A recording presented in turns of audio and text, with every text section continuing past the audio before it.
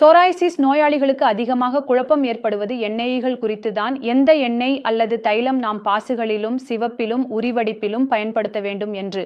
அதே நேரத்தில் அவர்களின் சோராய்சிஸ் அதிகரிக்காமல் நிவாரணம் கிடைக்க ஆரம்பிக்க வேண்டும், அரிப்பு குறைய வேண்டும், மேலும் அவர்களின் தோலும் முடியும் இரண்டும் நல்லதாக இருக்க வேண்டும். வணக்கம், நான் டாக்டர் மேகா சதுர்வேதி.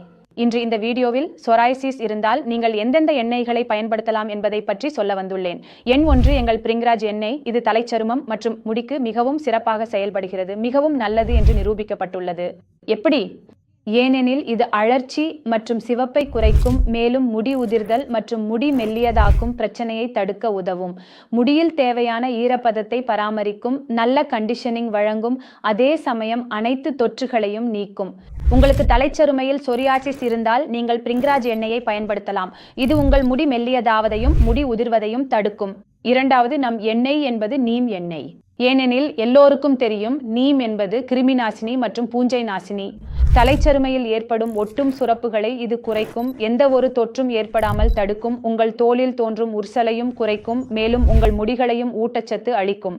அதனால் நீங்கள் நீம் எண்ணெயை பயன்படுத்தலாம்.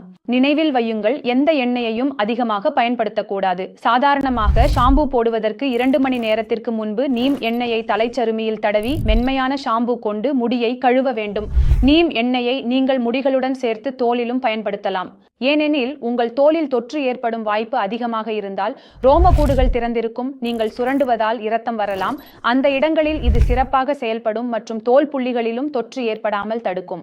மூன்றாவது எண்ணெய் எங்கள் பட்டியலில், அது மஞ்சள் எண்ணெய், அதாவது ஹல்தி எண்ணெய். ஏனெனில் இது அழற்சி எதிர்ப்பு, ஆன்டி இன்ஃப்ளமேட்டரி தன்மை கொண்டது. எனவே தோலில் ஏற்படும் அழற்சியை குறைக்கும், அதே சமயம் தோலின் பாதுகாப்பு தடுப்பையும் நிலைநிறுத்தும், சேதம் ஏற்படாமல் காக்கும் மற்றும் விஷப் பொருட்களை வடிகட்டுவதிலும் மிகச்சிறந்த பங்கு வகிக்கிறது. அதிகமாக அரிப்பு, எரிச்சல், எரிவைப்பு அல்லது மிகுந்த உலர்ச்சி இருந்தால் நீங்கள் கண்டிப்பாக மஞ்சள் எண்ணெயை பயன்படுத்த வேண்டும். நம்பர் 4 வரும் எண்ணெய் எது என்றால் அது தேங்காய் எண்ணெய். நான் சொல்வது போல தேங்காய் எண்ணெய் மிகவும் ஈரப்பதம் தரும் எண்ணெய்.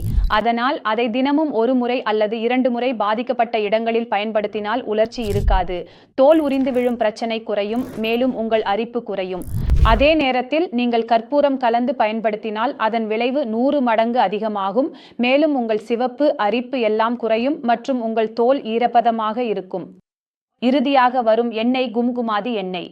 சிறப்பாக முகத்தில் சொரியாசிஸ் புள்ளிகள் இருந்தால் அல்லது சிவப்பு இருந்தால் அல்லது குறிகள் ஏற்பட்டால் அல்லது அதிகமான சிவப்புடன் சில ரேஷ்கள் தெரிந்தால் நீங்கள் கும்குமாதி எண்ணெயை பயன்படுத்தலாம்.